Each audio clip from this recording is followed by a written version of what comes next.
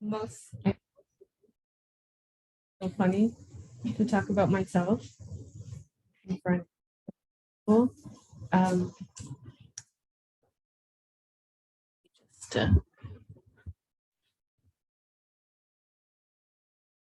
hi. Hello again. I'm not a public speaker, so when I get nervous, I might try to be funny. So I apologize. I'm sorry. I used to cry, so it's better than crying. When we talk about life and art, sometimes there is crying involved. Or me. So you just have to put up with my really bad jokes and comedy. And yeah, I don't take myself too seriously. And that is reflected in my art, clearly, as you can see here. And yes. You got it. It's okay. I'm more nervous because there's only one stranger here. You know, This is Ian. He's cool. I'm even more nervous. I know, this is great, wonderful, lovely. I'm Ale. It's short for Alejandra. I was born in Toronto, 1986. That helps you bond. Checks out. Most of you already know that. I moved to Colombia, where my parents are from. Well, my mom is from Colombia. My dad is from Chile. In the late 80s, after my sister was born. And yeah, I'm just a byproduct of colonialization in America. So it's really hard to really connect with your genealogy and with your roots because you don't really know where you come from or what your ethnicity is. You don't connect to your identity as much because you're just like a mishmash of things over many generations, carrying a lot of generational trauma and you know, trying to make your peace with that, and then your parents immigrating somewhere new and having that experience and carrying that with you. And so that has always subconsciously been a part of who I am and my art. And yeah, the start of my journey was when I was young and not being able to communicate well with others. And I just had a passion for drawing and painting and things like that. And very particular. I remember I could not use my crayons without first peeling off all the paper. And that is exactly what I'm doing in this picture, right there. And I don't know, I want to keep it very casual and have a nice conversation about art and memory and time. And please interrupt, ask questions, have a conversation. Yeah, I want to keep it as casual as possible. So comments, questions, or anything along the way, just especially such a small group. I feel like so far away. If you can't hear me, I'm sorry. Yeah, so let's see. It's too bad you don't still have the shirt on the left. I know, it's a cool shirt. Yeah. Yeah. If anyone went to Nico's show last night, it was beautiful. Some of us were there. And Mary Beth was performing too. It was great. These are some of my influences. Again, I wasn't born in Colombia, but I spent a lot of time there when we moved there as a small toddler. And it kind of formed a lot of who I am now and my identity and how I connect and see the world, and which is very different to what we see here. The landscape here is very different. And in Toronto, it's also almost like opposite, just like very gray and structured and lots of buildings, and a lot of the projects that I'm doing now with weaving and memory and time kind of stem from these moments and my connections and what was happening politically at the time in Colombia in the late 80s, early 90s, and Chile, because I also lived in Chile. My dad is from Chile. That's my dad there. And that's my sister. She's gonna kill me because but she's not here, so she can't, which she doesn't know, can't hurt her. But yeah, that's her in the pictures. And a lot of these spaces, like those are the apartment where I grew up, in the neighborhood, and my grandma's house in the mountains. And that's actually on the right, left. I don't know where we are. On the left, there is a present day picture of that same apartment complex, and how some things change, but also still have reflections of the past is something I like to think about when, I don't know, reflecting on life and art. And that's, I just wanted to give you a background of where I come from. And yeah, and just like, I also brought some fruit. Because, but I found these smoothies, and they come from Colombia, like the passion fruit, or actually, it's similar to the passion fruit, but the passion fruit are similar, but have different like flavor profiles. Like this one's more sour, some are more sweet. And yeah, and this is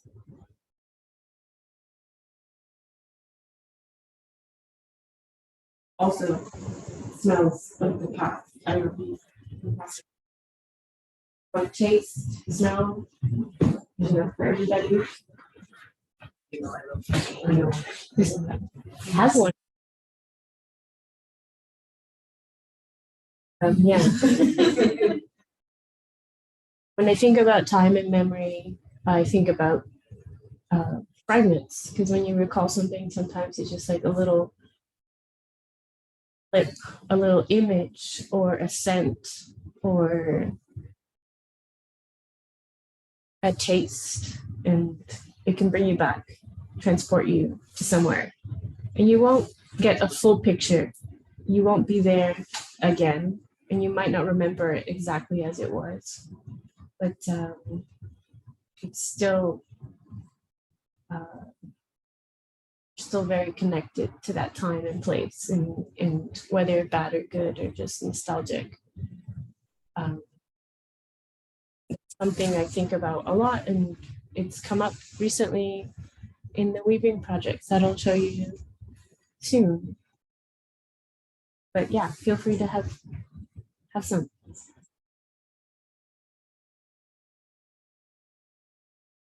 Oh, it's all the same. Right?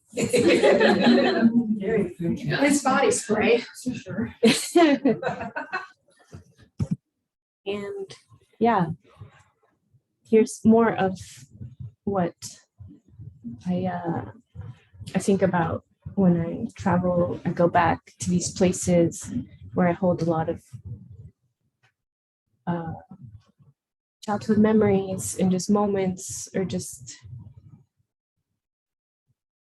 like looking at the tiles in different buildings in Colombia, they just bring you back to a certain playing and running in hallways, and how much history that has, and what placed it there, what had to happen in these hallways and places, and before they were buildings, the people that were there before, Europeans showed up, and all that history kind of wrapped in this like beautiful green lush landscape full of turmoil and chaos and beauty and life.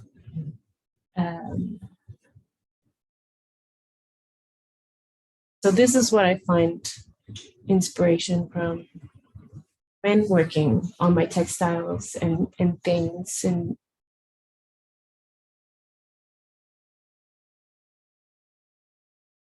have any questions so far, comments, or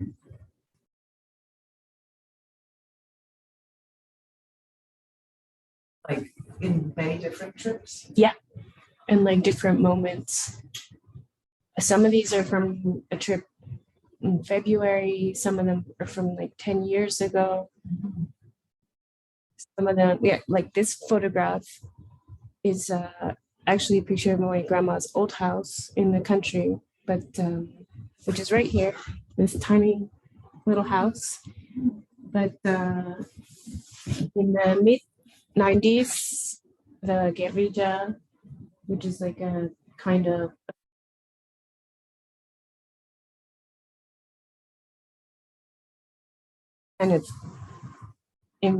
invaded the area and took over houses and were just like really anti-government and anti-establishment, and you know it has an intense history. It's like civil conflict has existed there for over 50 years, and only now is kind of pacifying certain areas. But yeah, they took over our land, so we couldn't go back. Like people were getting kidnapped and like it's just like a lot of stuff. So we were not able to go back there for like 20 years. And it's really nice that my cousins have been able to kind of reappropriate the land and work together and bring it. You can't bring it back to what it was, but to bring something that you can share with their kids and just like community, and open it up to a wider like audience, like even have people just stay friends. And yeah, I just found that picture is really reflective of that time and reflective of like the mind and how you remember and how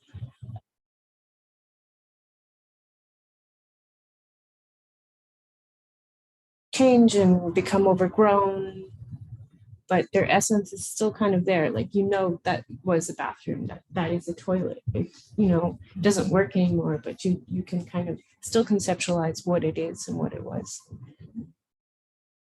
Yeah. And that's one of my favorite fruits that I had never tasted before until recently.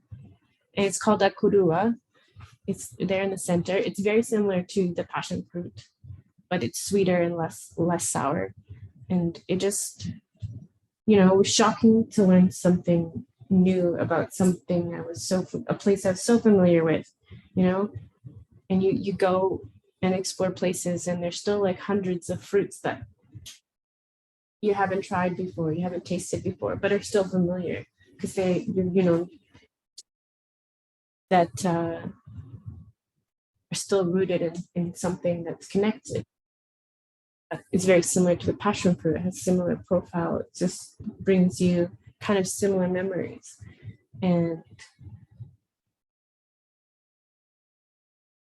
where I go, I try to make these connections. Like even being here, there's certain things that will remind me.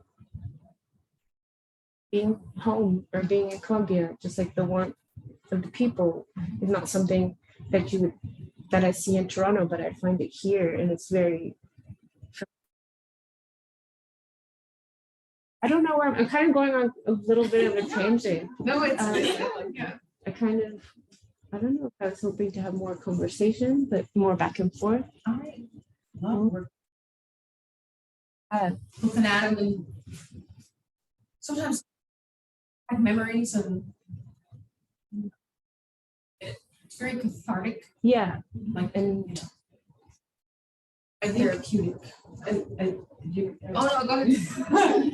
I mean, I've known you for so long, and since I moved to Canada, so like we know each other for yeah, it's almost 10 years. And I feel like it's like interesting to see, because I know this about you, but maybe others don't. But like that's why I asked you, like, when were these pictures taken? Because some of them I think I've seen, others I haven't. But I think it's so like interesting to see that, you know, this journey that you're on, like artistically, has started like a long ago. Like you've been documenting like a lot. of stuff for a long time, and it started with photography. I knew that, but it's nice to just understand that, like, you know, it's like you're chasing something, Yeah, and you've been on this for a long time, so it's nice to just like see you talk about it now and presenting it, because Yeah. like I connect with it, and you know, we're friends. yeah, it's hard to contextualize like Yeah, your like artistic journey and identity through time. I've never had to really think about it. So to do it now, and I was having a hard time trying to, you know, condense everything I've done and try to create like a cohesive story behind it all. Yeah. Very little about Colombia. Yeah. Yeah, and like I could talk. Yeah, I could talk about like all the dark histories that it has and stuff, but I think it just like that always tends to overshadow. Lots of negative. Yeah, and yeah, there's no celebration. Yeah. But the specifics of your experience. and you know, I mean, I could tell you like some crazy things that happened to me and stuff, but it's just more feels like shock, like, and I don't think that's necessarily necessary or genuine or you know.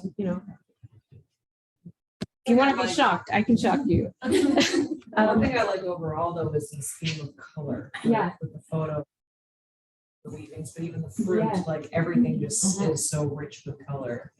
And yeah, I like. Yeah, so it's being surrounded by color was like, I come from like a lot of just like artists. I call them artists, but maybe back then people would just call them women with hobby or something. My grandma, she never wove, but she knit, she carved wood, she painted, she embroidered, she freestyle embroidered these beautiful paintings that I wish I had pictures of there, but I have them back home in Toronto.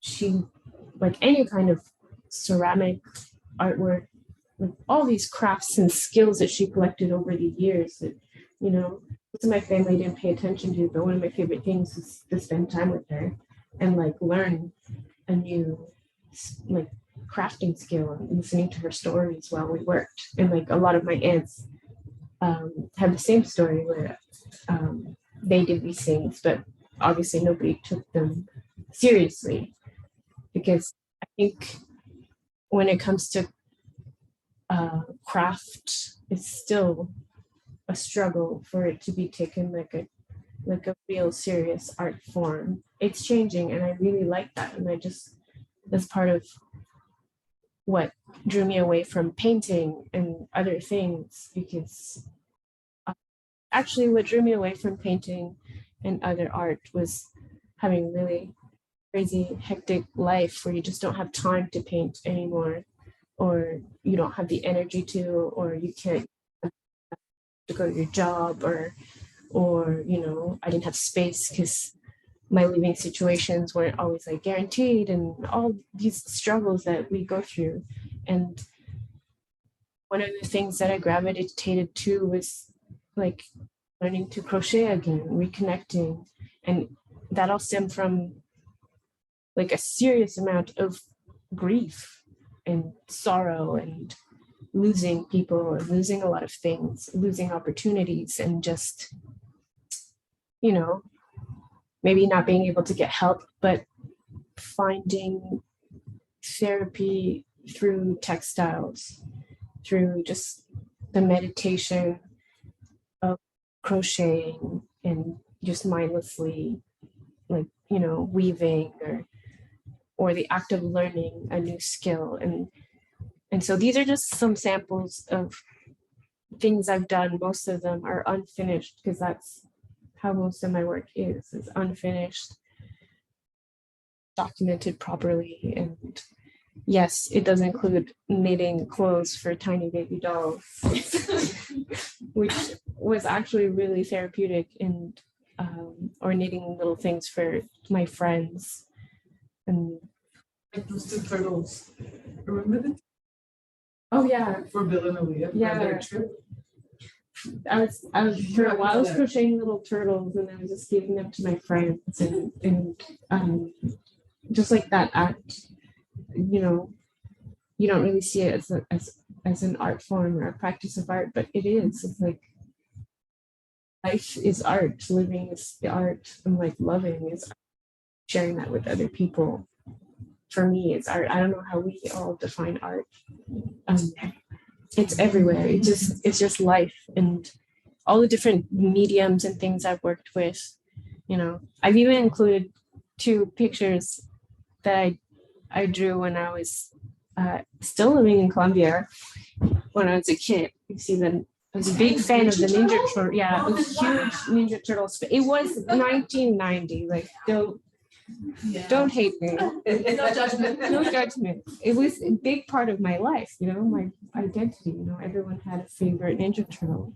You just obsessively draw them. And then my freestyle abstract drawing, I also, think it's important.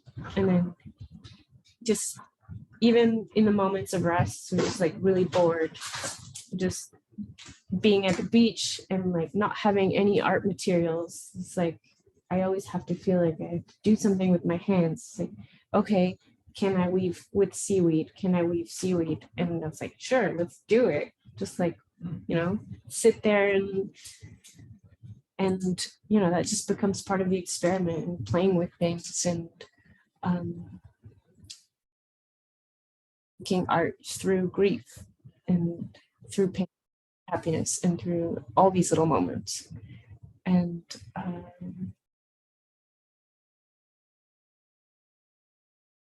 some of these things have been gifts. Some of these things are just silly, but I think they lead me to where I am now and what I'm doing with weaving. I guess I should get to that soon. But I picked up a lot of cool new skills along the way, like needle, with a little piece of the landscape. Actually, this is that picture I showed you guys of that little house in the mountains. Like, this is from that. Today I will finish it when I get back to Toronto. But I actually really want to finish that one. Everything else I don't need to finish. But I used to paint a lot. I painted a few murals and stuff, but I really stepped away from painting just because I don't know. Through that therapy of working with my hands and textiles, it's just like I really gravitated toward that. And that's where this project that I came here to develop more and work on kind of stems from.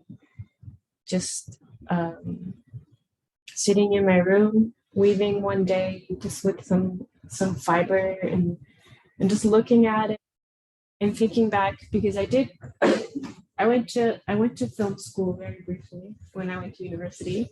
I dropped out, and I still love filmmaking as an art form. I don't like it as an industry or as a job or as a career, but it's always kind of something that's in the back of my head, where you're just like, making videos or art or taking pictures. It's a big part of how I grew up and with my parents and things. And I always thought about how to incorporate that, into work, because I love crafting and I love the idea of it, but I just thought, can I some other level? Can I integrate it into something that maybe is more socially accepted as art? You know, something a little more serious. And also started playing around with that concept of time and memory and fragments and how we recall all these memories, and can't really recall a clear picture. And that kind of reminded me of weaving, when you're weaving together two threads or two strands, you know, they might be even different material, different color, different, you know, I work with wool, like they could come from a very different animal, you know, and just connect them together. And it reminded me of in your brain after a long time. And it's never going to be a full picture. It's just going to be kind of meshed together, woven together into, you know, something that's uniquely yours. And someone might have been there with you and they will have a different, like if they were to make a weaving memory, it's going to look very different than yours, I think. Or going to have like some variance. There's going to be details that they remember that you don't, and vice versa. And so yeah, I was working one day and I thought, thinking of, I don't know if you know what chroma key, I was thinking of like green screen, like when people make big Hollywood movies, or you're just, you know, or playing with the zoom camera and you can just remove the back, have a different background, like a beach or something. I don't know. Yeah. So I was just thinking while I was weaving, I had this really bright colored yarn. And actually, I had this thought also when I was embroidering as well.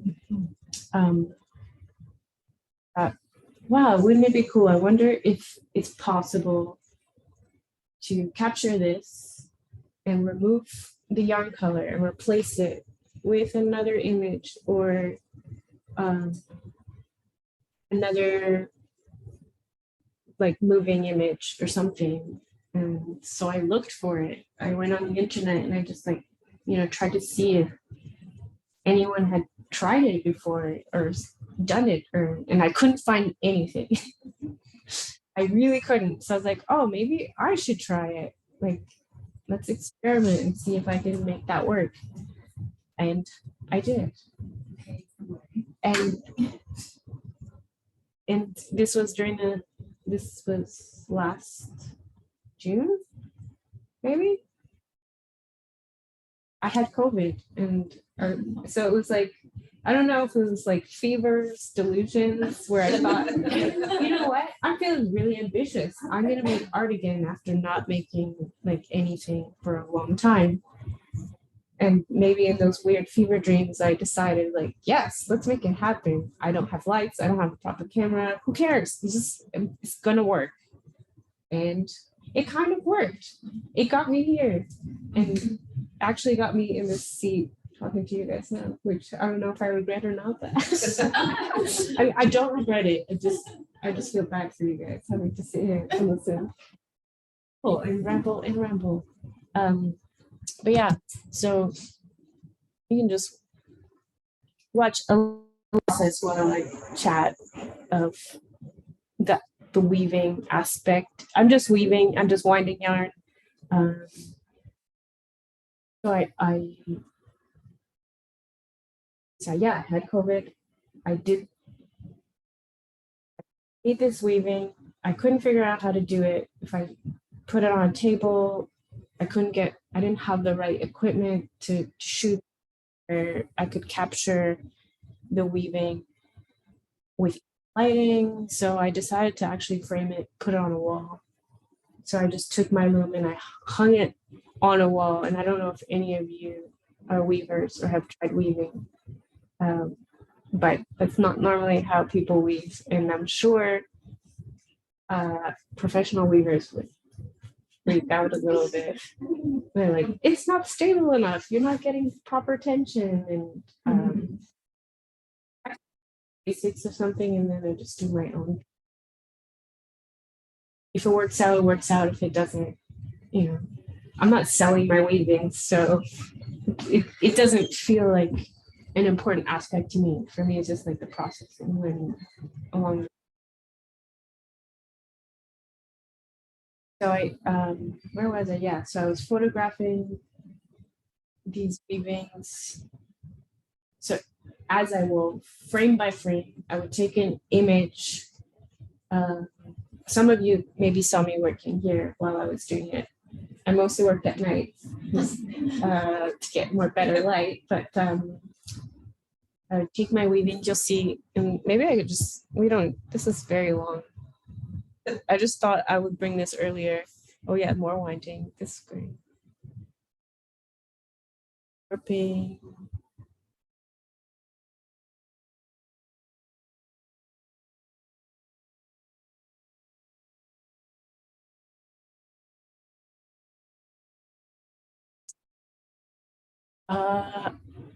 Been listening to a lot of this radio show from Seattle.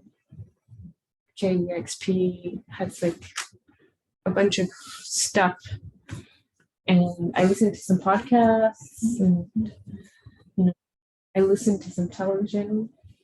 I like to just to have something on, right? And so yeah, so I would weave, and then I would take a photograph of what I wove and weave. Stop motion. Yeah, so I created like a stop motion animation of the weaving process, and then the process is to bring it into the computer and take that yarn and replace the color, create like I guess an invisible layer, and put video footage underneath. And I like analog footage I've collected from my old cameras and stuff, like when I was a teenager, and I also recently I transferred some VHS tapes from when I was very like a baby with my parents. That's what I'm going to incorporate into these weavings. How long does it take? Like one of those? Well, the first one took me a long time.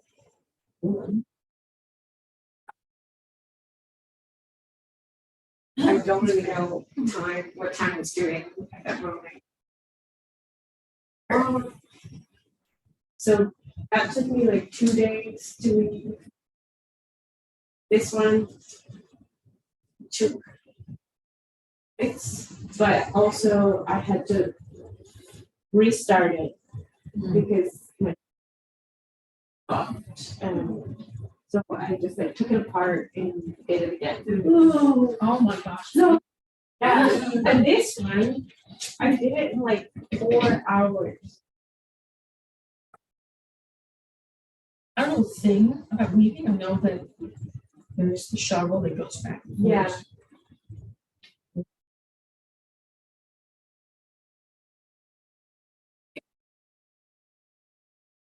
Being perfect. Yeah, Yeah, very consistent. and there might be some mistakes in there, but I like to keep them because I'm robot, not AI, and AI is going to take over probably everything. So might as well. They're gonna learn how to make mistakes. Yeah, exactly. But they'll never make the same mistakes I do. Because we all make mistakes. And that's also my memory in time. Think about these threads as like moments.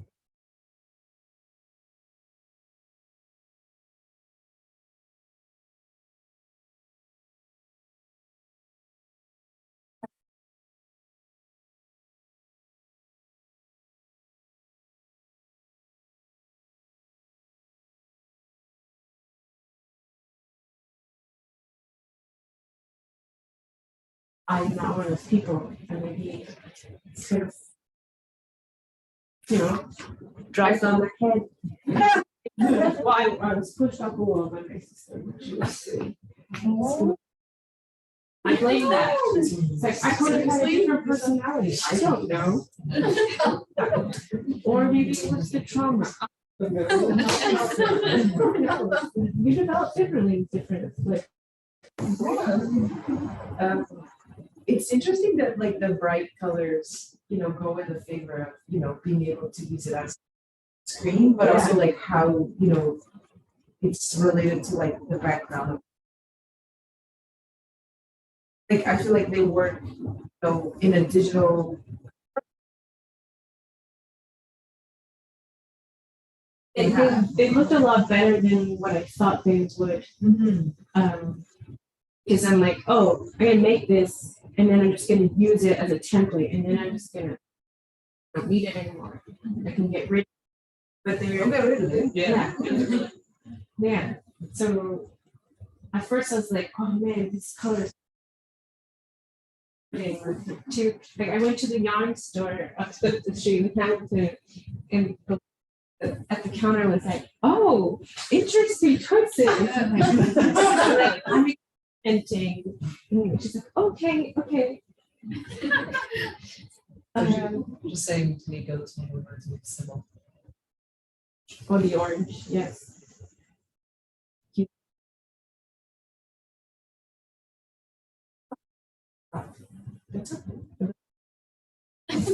It's hard. Just leaving a new memory here. Oh, there's more. But so this is just a sample of the work. Wow. You have to send me that. Is this on YouTube? Yeah, and it's on Vimeo. I have it, don't I? Yes, this is the first iteration of what this is. And so when I came here, and this is footage from when I was like 16, I had a high camera and I was like, really, I wanted to be a filmmaker. And all my shots were like super shaky and like, I had no idea what I was doing. And I went back to Colombia after many years of not being there.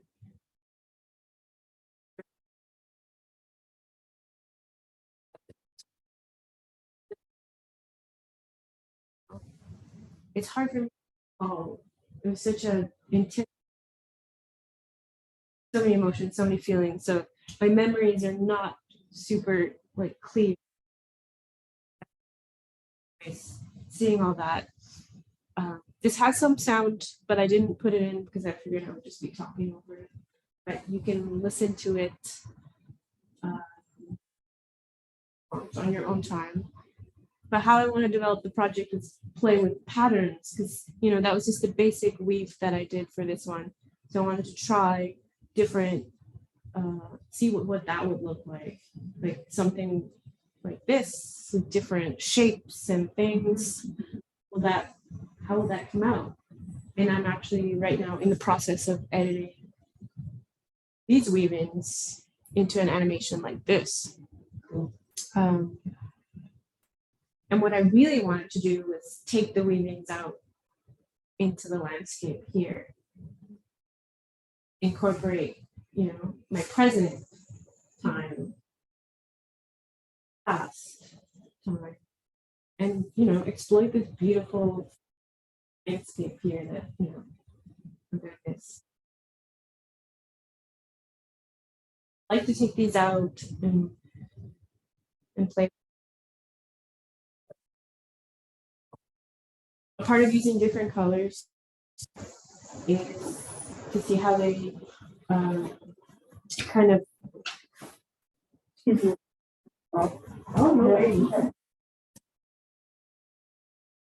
I use different colors because depending on what the landscape was saying, what colors were already in the landscape, and how it takes the color out. So if there's like lots of greens or something, that's why I tried to use like yellow and purple. But if there's like a lot of, grassy fields with yellow, so try a different color and that will bring it up. Whatever you take out from your image, even background, it's gonna desaturate some of those colors. I was doing these some of my analog footage, you know, it loses some of, you lose some of the grains. I would use this, so, you know, you have to. Yeah, I just want to continue experimenting with this in time. I don't know, what are your thoughts on time? Or do you have ideas for me? Like, do you want to collaborate? I don't know. Those are amazing. Yeah, no. Like I don't really know what to expect, like what a video would look overlay. Yeah. Yeah. But I want to play with that and explore with that. And like another concept I have is with embroidery, where you actually can see the thread and just remove the background. And that's what the workshop next week is going to be all that. So it's like same concept, except we remove the background and have, you know, embroider like on top, like a layer on top. So you can either animate it or you can already have it there. There's so many things to play with. So in the workshop, I wanted to make it. We're not going to be using like cameras or software, but you can do that. It's actually easier and faster to do it that way. It's trying to do it on the phone is really annoying. It's But so funny because like I feel like that is the beginning of this. yeah, this was like kind of I the remember first thought. We were talking you about talked it. about it so much because of the music video ideas Yeah. and you wanted to embroider the video and I And was like, then- how are you gonna do that? I was like so Yeah. confused. But this And is we never got like things got in the way, but I feel like I needed to do this before. I actually haven't tried. I've had this green fabric for like maybe 2 years, like ready to test this out, and I just didn't get to it. It's very relatable. Yeah. Yeah. And so when I was trying to find a concept for this workshop, like literally 5 minutes in my room last weekend, I was just sitting there and was like, I'm gonna see if it can even work. And it did. But I used my really old cell phone to take pictures. Found some free apps that can key out. That's what it's called when you remove image from a video. That allows you to key out in relatively easy. that's really awesome. But yeah, people can bring computers if they want to. But I just try to make it as accessible as possible to keep it phones and you know. I like that, Yeah. you know, you went to film school, but you, even though you didn't finish, you're still doing film. Yeah, I was like, Yeah. how do I bring it back into my life where I don't resent it and I still enjoy it and I still, you know. And art. Yeah, anyway, in the future, I want to explore more like projection, maybe projection mapping. That is something that I really enjoyed trying to. I was doing some projection in Korea. We did some animation designs from this designer in China, and using her designs, using kind of cutouts and paper and textiles. Like we scanned a bunch of textiles and paper and made all these beautiful animations and projected them in this crazy stage set. That just made me think about projection mapping. Like, what would like that, especially the close-ups of the weavings? Yeah. What would that look like if you're surrounded in a small room, just like so inside of weaving? I don't know. I guess I don't have anything else to say, and I didn't include as much jokes as you. Is that? You know? Thank you, Alan. Thank you. Thank you.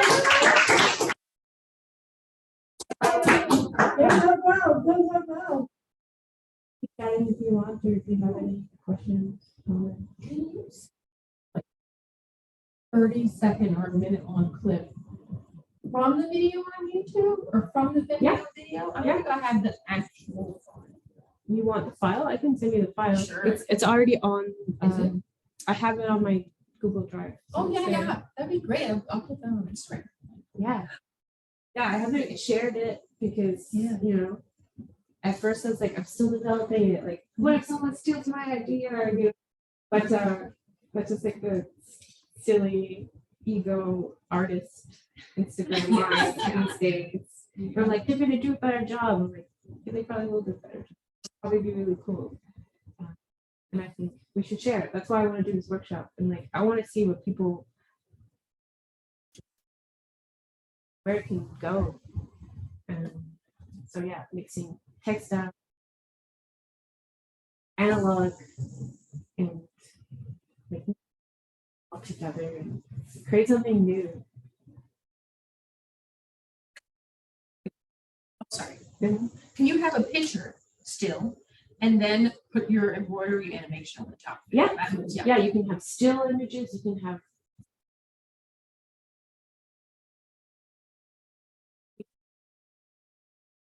so many options, and I just would love to see what other people would do with it. It's kind of, it's interesting because I feel like, you know, when you buy those like packages to learn how to embroider and they have, oh, they you kind of like embroider Base on it top, out, like a yes. map. Like that's kind of like a concept, right? And yeah, it's just, it's interesting that like he can do that.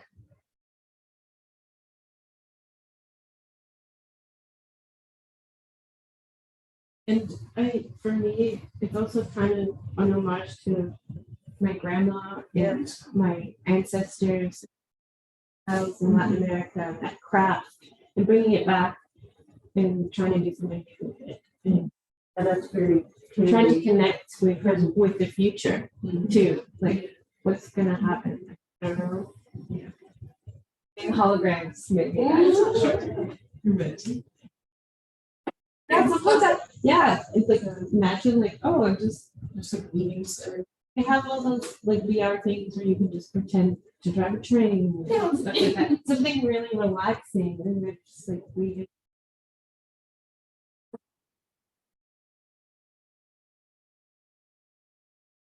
Backwards, do we go forwards? Is it a weird mix of things? Yeah. But you know, I still like to incorporate like the physical because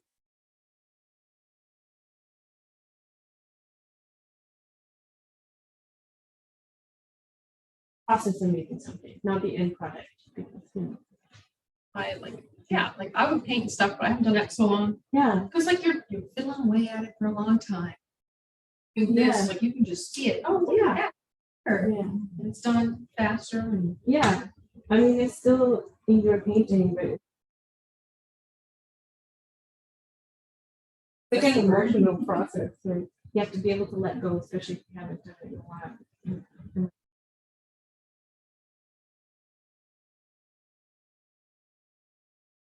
Standards of what something should be or look like.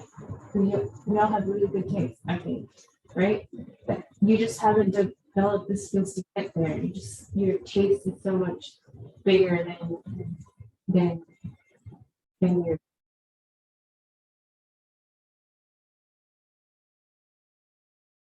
always that that frustration as an artist. We're just unhappy with your work, not because it's not good, it's because you have really good things. And really good taste. yeah, and you just your vision is greater than but you learn. Like this is one of the first things I actually didn't hate. Like the end result of, I was like, oh, that's kind of cool, you know. Like, wow, I can see it now. Yeah. Anyone want some fruit? I've never tasted it. You never tasted it. Passion fruit. Should we do spoon? Yeah, maybe. I'll have some. I'll eat the whole thing or just a little. Just a